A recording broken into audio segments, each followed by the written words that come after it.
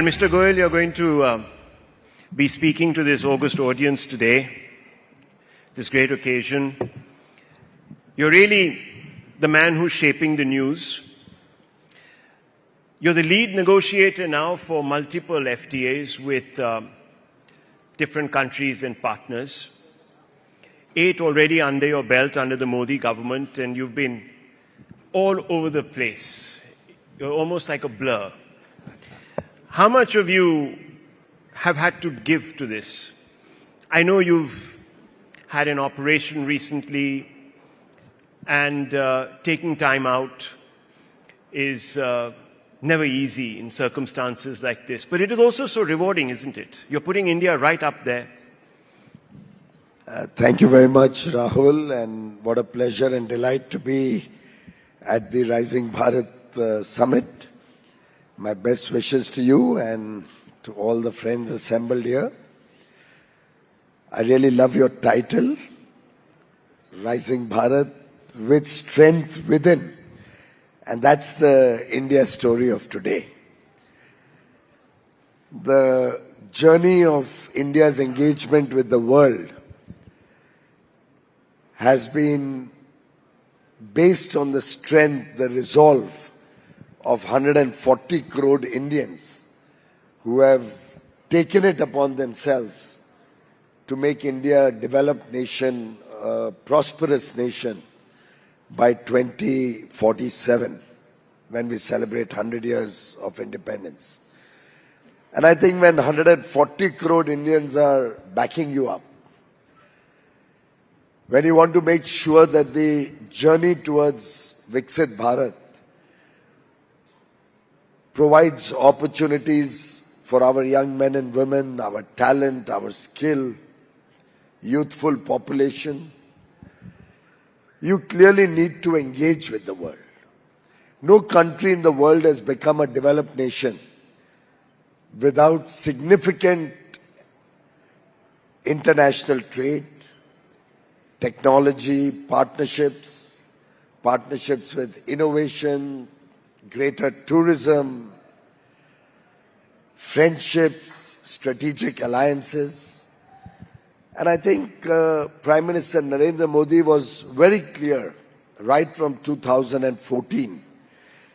And if you were to carefully look back, you will realize how systematically Prime Minister first set our house in order, got rid of the stigma of the corruption scams that had started defining India to the world, which the UPA era almost presented on a weekly or monthly basis to the world. He had to strengthen our macroeconomic fundamentals in the initial period. He has relentlessly pursued building bridges and friendships across the world, east and west, north and south. And having reached a position where India became the voice of the global south, where India earned the trust and respect of the world, we started engaging from 2021-22 with developed nations to build bridges, to build partnerships. Unlike the Congress era where they used to do free trade agreements largely with competitors with whom India was in competition for world markets, Prime Minister Modi's strategy was to engage with the developed world, but engage from a position of strength, engage on the back of the strength of our vibrant population, engage keeping in mind our strategic interests, our sensitivities, yet open the doors for greater engagement with the world. And that strategy, I think, helped us in our own effort to quickly build up very, very robust, very good win-win situations with our trading partners, ताली दो हाथ से बजती है. It has to be a win-win. You can't do a good deal without ensuring that you get the best for your offensive interests, and at the same time you save your defensive interests, the sensitivities. And keeping this strategy, today we cover 38 well-developed economies. 2/3 of global trade is covered by the free trade agreements India has.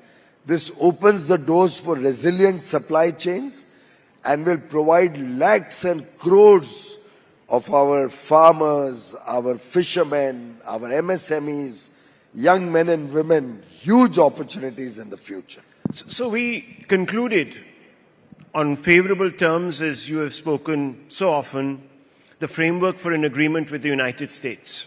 That happened, however, before the SCOTUS, or the Supreme Court of the United States, came out and basically declared President Trump's tariff war illegal. Now, has the US Supreme Court's ruling, has it given us more negotiating, perhaps, space with the Trump administration? अब क्या पूरा जो हमने एक दफा सोचा था कि जिस तरीके से ये पूरा शेप लेगा, वो क्या बदल गया है पूरा हमारा approach? This is an evolving situation. We are watching what is happening. We are in dialogue with the administration in the US and, of course, internal consultations. We will have to wait and watch and ensure the best interests of India are protected. And I can reassure all the friends in the room and all your viewers and all our countrymen that India stays committed to engaging for the best possible opportunities which were negotiated with the US to continue to provide us the best deal in terms of competitive advantage from our other emerging economies or developing nations, continue to open the doors for greater engagement in areas of our interests like technology. Mr. Goyal, we were better placed, no doubt, when it came to the 18% with regards to some of our neighbors, Asian partners. All of our neighbors. Yes. We were supposed to send negotiators. बातचीत चलने वाली थी. और 15-20 तारीख तक we were supposed to have the trade deal signed. ये किस्म से किसी ने glide path दिया था. अब सुप्रीम कोर्ट ने एक किस्म से पूरा जो एक कहते हैं जो मंच है उसको बदल दिया. Now, you surprised everyone by meeting Howard Lutnick, your counterpart, and I can show you the tweet that you put out. In fact, we're just going to put it out at the back of us. And you are looking extremely comfortable. There's also Mr. Sergio Gore, who played such a crucial role in building that bridge. Now, are we rethinking what's happening? Because Lutnick साहब ने तो कहा था कि हम दौड़े दौड़े आएंगे, उनकी टेबल पे बैठेंगे और उनसे मिन्नत करेंगे. ये तो उल्टा हो गया. Rahul, I am so surprised. आपको तो ध्यान होगा कि कोर्ट ने तो मई में रूल कर दिया था, मई या जून में कभी, एट द लोअर लेवल कि IEPA is not the mechanism which should sustain. But they were in appeal and it was a process that was simultaneously going on. For us, US is a very important trading partner. For us, US is a very important strategic relationship which encompasses our quads, which covers our technology partnership. We are members of Pax Silica, which is our effort to create resilient supply chains. So it's a very multifaceted relationship.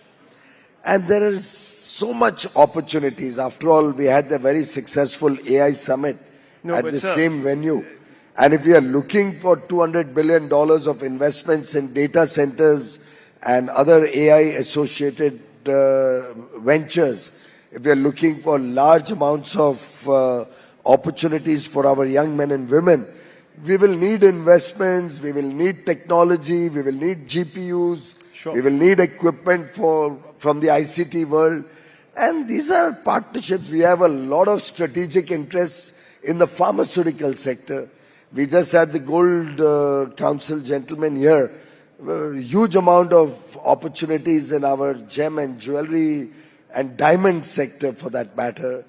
Our textiles will flourish, and we have 40 million people, 4 crore people working in the textile sector. But now we have the want opportunity, much bigger, of getting it on better terms. I'll just show you that photograph. It was just over your shoulder. There's Mr. Latnik. If we can just put that out, it'll be great. I was there myself, I know. so I want to ask you, photograph. what happened in the room? What happened in the room? Because this is a photo that really sparks a lot of conversations. Can we have that photo? Yes. So what happened in the room? Come on, tell us. You are reminding me of Mona Lisa's picture. It sparked so many... It did. I mean, there it is. You're right in the middle. middle. So you don't like my smile? What do you not smile. like in that picture? I have an ODOP product which I gifted him. Yeah. एक गाय थी, उसका बछड़ा था,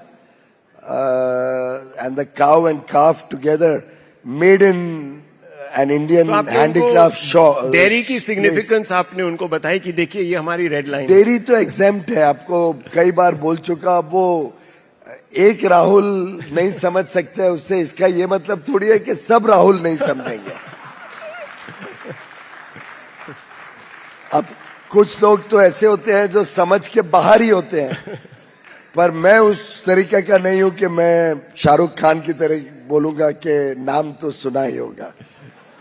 तो मैं समझता हूं कि राहुल शिवशंकर ने तो बहुत भली भांति समझ लिया होगा कि भारत के किसानों के, भारत के विश्वकर्मा के, भारत के जितने MSMEs हैं, इन सबके हितों को भी सुरक्षित रखा गया है और इन सब के लिए नए अवसर भी शुरू किए गए हैं. अपॉर्चुनिटीज उनके लिए नए मिले, उसकी भी चिंता की गई है. तो भारत की डेयरी पूरी तरीके से बाहर है. भारत के राइस, व्हीट, मक्का. अब मैं रोज देखता हूं ट्वीट में कि मक्का मक्का बोल रहे हैं. पता नहीं, समझ नहीं आता कि उनको मक्का मालूम भी है कि नहीं क्या होता है. डज ही नो दैट मेज इज मक्का और corn? And I have announced कि वो ट्रेड एग्रीमेंट में उसमें कोई छूट नहीं दी गई है. आई हैव अनाउंस्ड कि सोया मील के ऊपर कोई छूट नहीं दी गई है. अब ये पोल्ट्री पे कोई छूट नहीं दी गई है. कोई GM फूड्स भारत में नहीं आएंगे. अब मुझे बड़ा दुख होता है देख के कि राहुल, नॉट राहुल शिवशंकर, कि एक बड़ी बेवकूफी कर रहे हैं कि हमारे अन्नदाताओं को, जो बहुत ही सरल होते हैं, बड़े मेहनती होते हैं, पर इतना ज्यादा उनको इन सब चीजों की गहराई से खबर नहीं होती है. इससे हम पब्लिकली बार बार कहते हैं, पर वो राहुल जी जाके गुमराह करने की जब कोशिश करते हैं झूठे आधार पर, तब कभी ध्यान में आता है कि शायद राहुल गांधी कॉम्प्रोमाइज है. पर गांधी फैमिली तो कॉम्प्रोमाइज रही है. सालों साल से हम देखते हैं एक के बाद एक. मैंने परसों बताया भी उनके कुछ किस्से, किस तरीके से इस परिवार ने देश के हितों को दांव पे लगाया, देश के हितों के साथ खिलवाड़ किया है. राहुल गांधी जी एक प्रकार से विदेशी ताकतों के हाथ में खेल रहे हैं, जो हमारे किसानों को गुमराह करके देशवासियों को गुमराह करने की कोशिश कर रहे हैं. ये डील भारत के हितों को सुरक्षित करती है, भारत के भविष्य को और हमारे युवा युवतियों के लिए नई टेक्नोलॉजी, नए युग के साथ जुड़ने के लिए और भारत को विकसित बनाने के लिए एक मार्ग प्रशस्त करती है. ऐसे में मुझे लगता है राहुल गांधी जी ने शायद अच्छी तरह समझा नहीं होगा या समझ के बाहर होगा उनके. मगर एक दो सवाल, a couple of questions that are being asked is that could we have waited after the Supreme Court verdict? And I'm asking you again, because this is the first interview after that Supreme Court verdict. Is our position changing with regards to the negotiations, sir? This is, as I said, it's an evolving situation. We'll have to see. The Trump administration has made some comments. I'm sure Yeah. So all Mr. of us Trump have heard has said, those don't play comments. games with us. They have many other tools that they could possibly use. They've already used one of them, Section 122, by which they put a 10% tariff. I think they are on record that next week they may increase it to 15% for the first 150 days. So there are different evolving dialogues that are going on. We'll have to watch. And by the way, you must have read my joint statement that we had finalized with the US. It has categorically said that should the circumstances change, the deal would be rebalanced. So you're talking about to clause ensure 8? that the balance of the deal is maintained on both sides. Important statement there. So you're talking about clause 8. That's the one that allows It provides that the deal will be the sanctity of the deal is both ways. So given this change and given the fact that even talk of 15% is less than 18%, is that an incentive for us? That does strengthen our Well, it does, of course, bargaining position? give an opportunity for everybody to continue to export without hindrance. But bear in mind, the deal was better because it had many other elements, which, of course, whenever you will finally see the deal, you will realize, oh my God, this is also there, this is also there, this is also there. So till we finally ink it, I'm not in a position to share every detail, though all the sensitive matters I've already clarified. But I can assure you, there's so many more positives to the deal that we should wait. Let us see how the situation moves forward. Remember, trade deal or international trade is about comparative advantage. You must have heard the theory of competitiveness coming out of comparative advantage. True. So the trade deal, if everybody is at X rate, nobody gets a competitive advantage. But if I am lower than somebody else who is my competitor, I have a comparative advantage. So I hope your channel, your viewers will take this message that remember always, trade deal is not only about what the tariff is, it is more about the competitive advantage that you get over your competition. And certainly at 50% tariff, we were at a huge disadvantage in our exports. And the fact that we were able to bring it down to lower than the rest of our competition was a huge win for India. It would have opened the doors to a lot of agricultural exports also to the United States. It would have opened the doors for our labor-oriented sectors, textiles, leather, sportswear, handicrafts, handlooms. It would have given a huge leg up for the sectors like diamonds, for pharmaceuticals. Our smartphones are growing relentlessly. I think you saw in the paper today, its export of smartphones has just shot up in the last 2 years. So India is on the move. And despite all the global turbulence, this year our exports will be higher than last year. Talking about competitive advantage, some people, and I won't say one particular critic, I'll say quite a few critics are saying that had we waited, we might have been better placed. Some economies that have concluded the deal now find that they might be at a disadvantage after the Supreme Court order. So I'm only asking you, Piyushji, do you believe that that competitive advantage after the SC's verdict no longer exists because everyone now starts We'll at have the to same? wait and watch and see what tools the administration plans to use and how the situation progresses. It's too early to venture a guess. This is something that comes up quite often. And this is the conversation about timelines. It's important to have a deal with America concluded within a certain span. Especially if you're going ahead and talking to others, there's Canadian Premier coming and so on and so forth. So what would be the timeline now that we're looking at? Is it not the March 15th and the other sort of... I think I would urge somebody from your research team to look at my statements right from 2021, that's 5 years, you will find consistency, unlike some other people, you will find consistency that I never negotiate with a deadline or a timeline.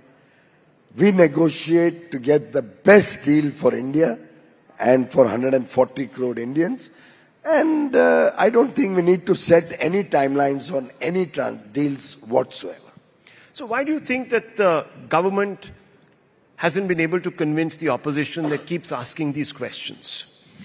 Well, the day you are able to convince, maybe I won't take any name of a channel, but if you want, I can take. The day you are able to convince Aaj Tak that your viewership is higher than theirs, irrespective of the facts. I mean, I'm just telling you. The day you are able to convince Aaj Tak, the data speaks, that your viewership is higher than theirs, that day I'm sure I'll be able to convince Mr. Rahul Gandhi also. Now, I want to ask you, because as you said, so many moving parts. There's the prospect of tensions looming with Iran. The joint statement did not mention any pledge by India to stop oil trade with Russia. But the White House insists that the deal is linked to India stopping purchases. Now, at this moment, as we speak, Ural oil is cheaper than some of the other Gulf oil and so forth, and different varieties of it. If there is a conflict, and we're expecting, therefore, oil prices to harden, would we still reach out to Russia to bring in oil? I think the Foreign Affairs Ministry, the Ministry of External Affairs, has very categorically made the position of India clear on this subject. This is not a matter of the trade deal. I don't handle this subject. And I would advise you to go by what the Foreign Office has said. Talking about the AI summit that has just concluded, an interesting event on all accounts. There were also theatrics on the last day. But one comment that has come through is that in a world of content creators, this is what some people are saying, India has chosen to be a consumer. What do you make of this question that is being posed increasingly of the government? Well, first of all, I'd like to condemn the way certain congressmen, I don't know whether they had the directions from their leader, because it's quite possible such a shameful act cannot be visualized or planned at a low level. There are videos that have come out that seem to suggest that, I know the BJP is claiming that there might have been something more to this. It clearly must have been at very high levels, possibly at the top of the Congress.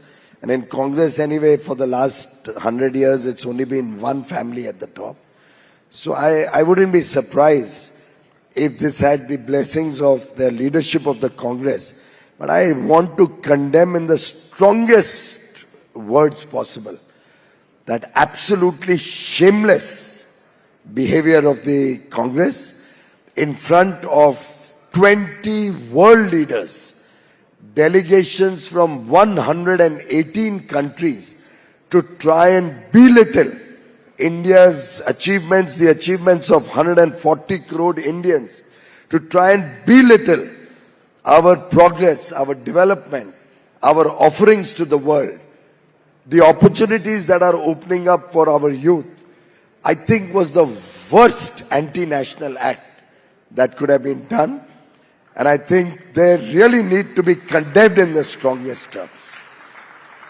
वैसे तो rightly said कि वो वैसे ही इतने exposed हैं, इतने नंगे हो चुके हैं उनके एंटी इंडिया स्टैंड पे, इतने कॉम्प्रोमाइज हो चुके हैं, उनसे भारत की प्रगति देखी नहीं जाती है. मुझे लगता है उनसे भारत की सफलताओं से उनको ईर्ष्या हो रही है और शायद इसीलिए बार बार वो भारत को रन डाउन करने की कोशिश कर रहे हैं.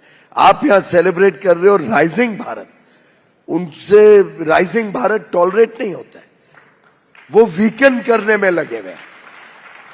आप स्ट्रेंथन कर रहे हो, स्ट्रेंथन विद इन, वो वीकन करना चाहते हैं विद इन। तो एक प्रकार से they are playing into the hands of foreign powers, they are playing into the anti-India, anti-Bharat forces and weakening India. Otherwise, tell me, what a fantastic success story AI Summit was. We got response far beyond our expectations. We didn't know, imagine, I mean, you can look up the earlier AI summits. Nowhere were so many world leaders present. Nowhere were so many countries represented. Nowhere did so many people come out in such large numbers to experience new age technologies which will define India of the future. And I think I just want to make sure that people understand the evil design of the Congress, evil design of the Gandhi family to run down India's achievements. And to that extent, this is something which 140 crore, their own partners, every Indian feels ashamed of their behavior. As far as the AI summit itself is concerned, it opens up huge opportunities for India. Some people are too focused on areas like job losses. I personally believe, as do many friends who are from the technology field, this is going to open up a huge plethora of opportunities for India. Where else in the world do you have the kind of talent, the kind of skills that India offers? Where else in the world do you have youthful energy which our brothers and sisters, our boys and girls offer?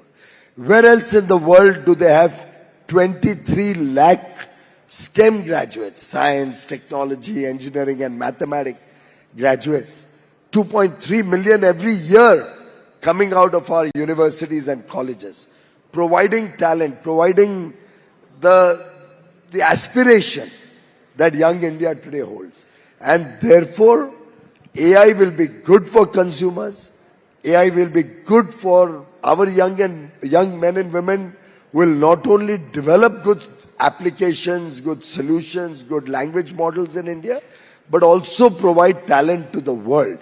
And I personally think newer types of jobs. So you will see cyber security coming into focus. You will see data scrubbing becoming important.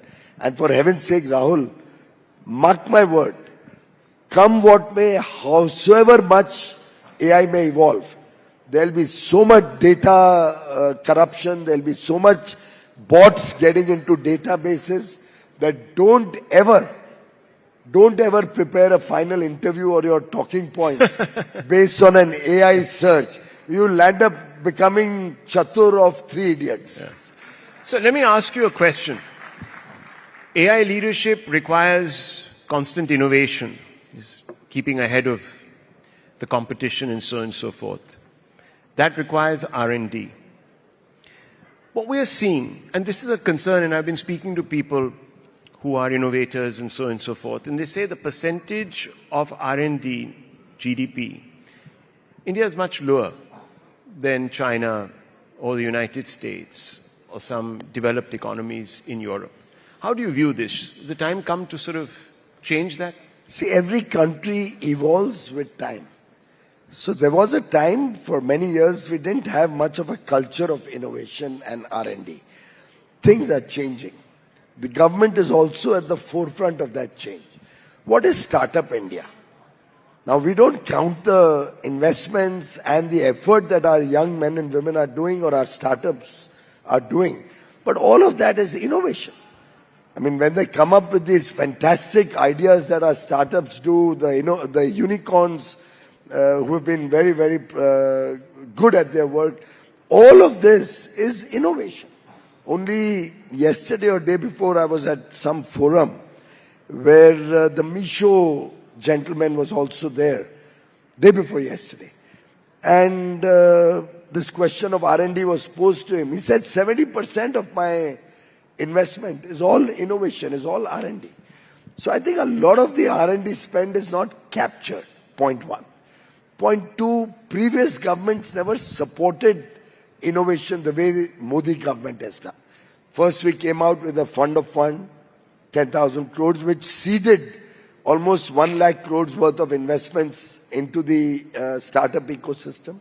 We've already come out with a second 10,000 crore fund of funds, phase 2, where we are focusing that mainly for deep tech, particularly early stage deep tech, so that they don't have to sell out their equity at low valuations and, lose the future benefits. We've come out with 1 lakh crores, RDIF, the Research and Development Innovation Fund, which will seed again the private sector and the government together in a PPP, trying to bring innovation into India. So this is the time. Other day I was with, again day before yesterday, in a program with a pharma major company. And the figures that they were talking to me about their forthcoming investments in innovation were really fabulous. I think India yet has to recognize the benefits of innovation and R&D. So the stock market, for example, has to realize that this R&D is the future. And R&D is going to help these companies become the captains of tomorrow, the big guys of tomorrow, which is happening. So you find reverse flip of many startups coming to India, wanting to list in India. Because now the stock market, earlier days it was not. Now it started recognizing that these companies which invest into the future are the bright stars which should be supported. Just a few questions more. I want to take you out of the trade orbit into the political orbit. You are going to be heading to Tamil Nadu very soon. You're in charge of the campaign there, in a sense. What's it looking like for the NDA? You have a partnership with the AIDMK. You've changed tact and you've gone in with the AIDMK. We have a very strong alliance which is well poised to win Tamil Nadu. The people of Tamil Nadu are absolutely tired of the corruption scandals of the DMK government, DMK Congress government. They are very unhappy with the kind of liquor scams, the TASMAC scam. They're very unhappy with the law and order position there. They're very unhappy with the anti-Tamil, anti-Bharat pronouncements of the ruling family there. Of course, it's only one ruling family there. Again, like in Delhi, you have the Gandhi family. There you have the Karunanidhi family. And people just cannot accept the kind of statements that the heir apparent or Deputy Chief Minister Udayanidhi Stalin has been repeatedly making, the anti-Sanatan Dharam. I mean, imagine, would anybody in this room endorse a comment which says that India's very ethos, our culture, our heritage, our traditions are bad and they have to be eradicated like mosquitoes? That's the comment Udayanidhi Stalin made. True. How can any well-meaning Indian or Tamil accept the kind of behavior that the Karunanidhi family's scion, Mr. Udayanidhi Stalin, is making? How can they accept the levels of corruption that we are witnessing in Tamil Nadu? They want a change, and the AIADMK-led NDA alliance in Tamil Nadu is well poised to win, and Edapadi Palaniswamy will be the next Chief Minister of Tamil Nadu. That's a view that obviously you would be pushing very hard and you would hope for the outcome. But many people are saying the alternative may not be you. There is another player, TVK's Vijay. How do you assess Vijay? There is talk, and he spoke to us a few days back, our group editor-in-chief, Rahul Joshi, and there was talk that he believes that he is going to be king, not kingmaker. He's in a position to sort of provide that alternative. Well, Sheikh Chilli ke sapne to sabhi dekh sakte hain. Everybody is entitled to have their own glorified view of their own self. He's a good actor. He may be popular for his films, but if he is self-anointed himself as the chief minister, my own, I mean, whatever little bit of politics I understand, I'm sure all of you understand it far better than simple people like me. But we have seen in history that film stars have come, film stars have gone, film stars have had a very high rating of themselves. Mr. Kamal Hassan is a very recent example. He had thought he will storm Tamil Nadu. I think he got what? Less than 2% votes? Yes. We've had earlier examples of film stars. Vijay Kantji had come a few years ago, 10, 12 years ago. All fanfare, everybody thought now this is the future. If I remember correctly, the first time when there was the star attraction also, he couldn't get into double digit. Yeah. After that, of course, even that collapsed. We don't mix up with MGR or Jayalalitha, because both of them were in established political parties. They had a long political career before they made a claim for chief ministership. So MGR worked in the party for many years before he broke out and then became the chief minister. Jayalalitha ji worked under the tutelage of Miss MGR for many years, and Thiru Jayalalitha then became the chief minister after years of work and with the whole organization of the AIADMK backing. So I'm asking you. Now an upstart without any organizational backing, so no question, is not going to be a possible winner. We had somebody like that in Bihar whom all of you had hyped up so much. Did he win even one seat? Even one seat? No, Zero. So no question of a tie-up. My final question, no question of a tie-up with Vijay? Well, I don't see any tie-up happening, but if he had any good sense prevailing on him, and if he had better advisors, he would realize that he cannot become the chief minister. But just like Jayalalitha ji or MGR worked with the party for many years, tried to bring good governance as we are assuring the so people of Tamil Nadu. So there are no back-channel talks happening? Probably he would benefit a lot. No back-channel talks? Nothing like that? I don't know him. I've never met him. Okay. But the NDA is a party whose doors are always open for good people, well-meaning people. Is he a good people person? Who are looking for good governance, people who are looking for eradicating corruption, who want to bring development to the state. Does he fit not those TASMAC-type liquor scams, who want good law and order so that the women feel safe. Does he tick those boxes? Sorry? Does he tick those boxes? I don't know. We'll have to examine should he approach us. Okay, that's a great point to wrap on. Thank you so much, Piyush ji, for being so sporting and taking all the questions. No question has gone unanswered and no question has been left unasked. So thank you very much. Thank you. And wish you all the best for this summit. Thank you. Pleasure. Thank you.